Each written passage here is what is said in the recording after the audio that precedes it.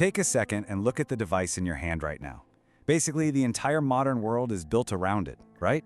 But here's the crazy thing. The empire that actually invented it, the absolute, undisputed pioneer that quite literally birthed human mobile communication, they completely lost their kingdom. And they lost it to hubris, and honestly, just a catastrophic failure to adapt. Picture this. It's 1973. A Motorola engineer named Martin Cooper is standing on a Manhattan sidewalk, and he does the unthinkable. He makes the world's very first mobile phone call. And get this, he uses it to call his rival over at Bell Labs, literally just to rub it in. The audacity is just incredible. I mean, he's holding this device that weighs over a kilogram. It basically looks like a brick, takes 10 hours to charge, and gives you, wait for it, exactly 30 minutes of battery life. But in that single hilarious moment, the future was absolutely born.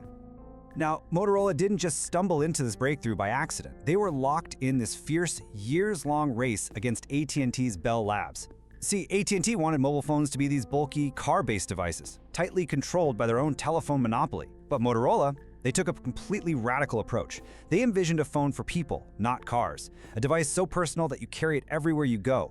And by focusing on the actual person, well, Motorola decisively won that early communications race. And man, that victory kicked off a golden era of just massive hits. In 1984, they dropped the DynaTAC 8000X. It cost nearly $4,000. That's like what, about 12 grand today? But people didn't even care. They literally queued up for months. It was the ultimate Wall Street status symbol.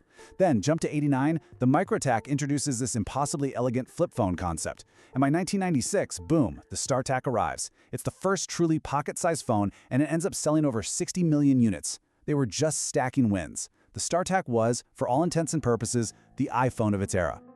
All this relentless innovation led to one towering metric: 60%. Throughout the late 1980s and early 1990s, that number meant Motorola was completely, utterly untouchable. They controlled over 60% of the entire global mobile phone market. They didn't just participate in the cellular revolution, they owned it outright. But then, we hit a brick wall. $5 billion. This massive figure marks the exact moment Motorola's greatest ambition mutated into its most catastrophic failure. Right in the mid-1990s, at the absolute peak of their power, they pivoted hard. They took $5 billion and poured it into a project called Iridium. Let's walk through exactly why this was such a colossal disaster. Iridium was a constellation of 66 satellites designed to provide coverage absolutely anywhere on Earth. And yeah, miraculous engineering for sure. But look at the actual business case. The phones cost $3,000, and making a call, $7 a minute. And the really fatal flaw here? By the time it finally launched in 1998, regular terrestrial cell networks already covered 90% of the places where people actually lived. So, Iridium filed for bankruptcy in just 9 months. To this day, it remains one of the largest corporate failures in American history. This whole fiasco brilliantly illustrates the blind spot that basically cost them everything. While Motorola was busy gazing at the stars, totally distracted by this incredibly expensive satellite engineering, a quiet Finnish company was right there eating their lunch. Nokia understood an absolutely crucial shift. Mobile phones were becoming fashion accessories, not just utilitarian communication tools, so they made them colorful, playful, and most importantly, cheap. The fallout from that blind spot? Totally devastating. By the year 2000, Nokia had completely overtaken them. Motorola's massive, untouchable 60% market dominance, it completely collapsed to under 15%. Just a wild drop. Now, to be fair, they did have one last gasp of greatness. In 2004, they released the RAZR. It was ultra thin, impossibly cool, right? It sold over 130 million units, which briefly made Motorola relevant again.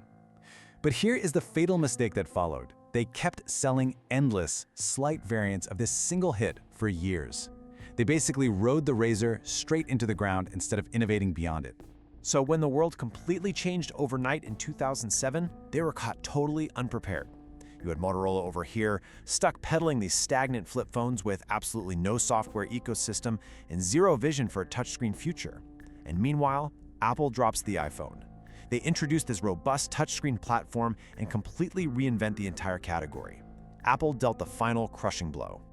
The financial bleeding after that was instantaneous, and it was brutal. Because they so completely missed the smartphone wave, Motorola hemorrhaged money. We are talking about $4.3 billion in massive losses over just 3 years. This absolute freefall inevitably led to a massive corporate buyout in 2011. Google stepped in and purchased Motorola Mobility for $12.5 billion. But make no mistake here, this wasn't about saving a legacy phone maker. Not at all. Google bought them almost entirely to strip out their treasure trove of 17,000 patents. It was a purely strategic play.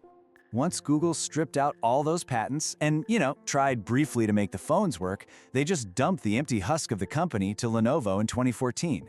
And the drop in value? It's honestly humiliating. The very company that literally invented the mobile phone was sold off for spare parts for just $2.9 billion. Which brings us right down to this final tragic number. The absolute giant that literally built the infrastructure of the cellular age. The empire that once dominated so completely that competitors barely even seemed relevant is today just a budget sub-brand Footnote. They hold less than 3% of the global market share. Martin Cooper himself still points out that the very first phone he held in his hand on that sidewalk, it was bound to happen eventually. The technology was inevitable. Owning the future was not. Whose kingdom will fall next?